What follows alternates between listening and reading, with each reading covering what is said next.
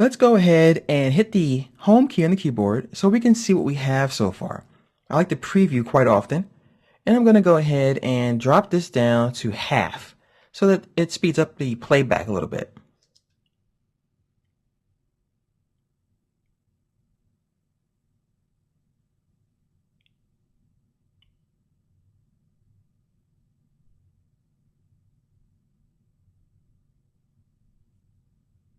Okay, so far so good. Now as you can see, it's approaching the planet, and once it stops, we want to show the planet for a minute and then have the ship go by it.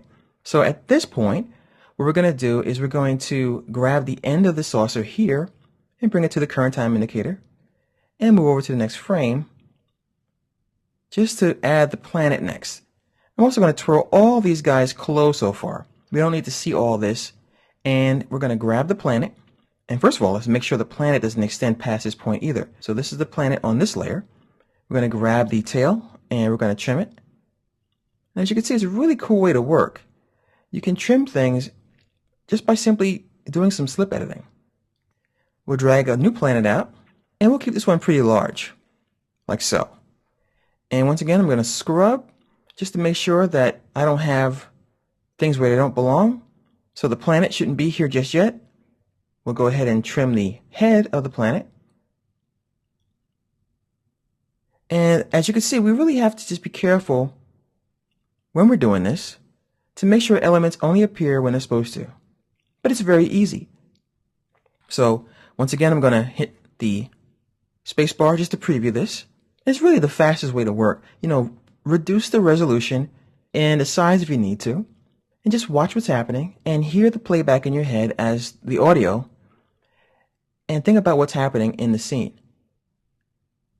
Okay, so I'm going to let it go a little bit like this, and then I'm going to have the ship come in from this side. So once again, we're going to drag out that saucer again. So the saucer is getting a lot of work, and I'm going to hit the S on my keyboard to reduce the size, but not so much this time. I want the ship to, pass by like so over the planet, like it does in the actual show. So I'm going to grab the head of the planet and put it right about here. And I'm going to just see where I want him to show up. And I think actually I want him to show up right about here. So what we're going to do is we're going to hit the good old auto keyframe this time.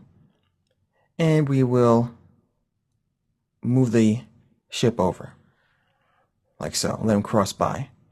And I'm going to go to the first frame of this. And I think I'll move the ship over a little bit more like this so we can actually see him fly in. So I'm going to actually move him back where he was before. Turn on his position property. And then where he is now is good. I'm going to scrub. And then I'll move him over like so. There we go. Just trial and error, Don't forget I'm also talking while doing this, when in reality I would probably be locked in my basement with a bag of potato chips and some coffee and doing this listening to some audiobooks. When you're talking things out, it's a little difficult sometimes because when you're creating things, you're typically working in the right side of the brain, and artists typically work from that region. Talking, of course, is going to interfere with that a little tiny bit, which kind of throws me off. So let's go ahead and just watch this. Okay, it's coming at us a little bit. And then he's going to approach the planet. And he's going to see the planet and then pass over it like so.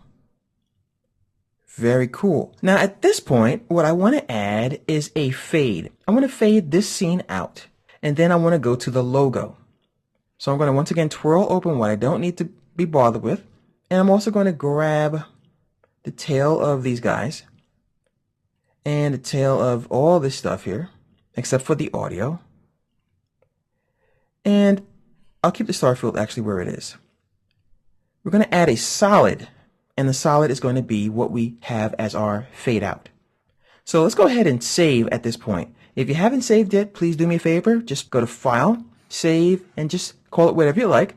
I'm going to call this Star Crash V1 for version 1.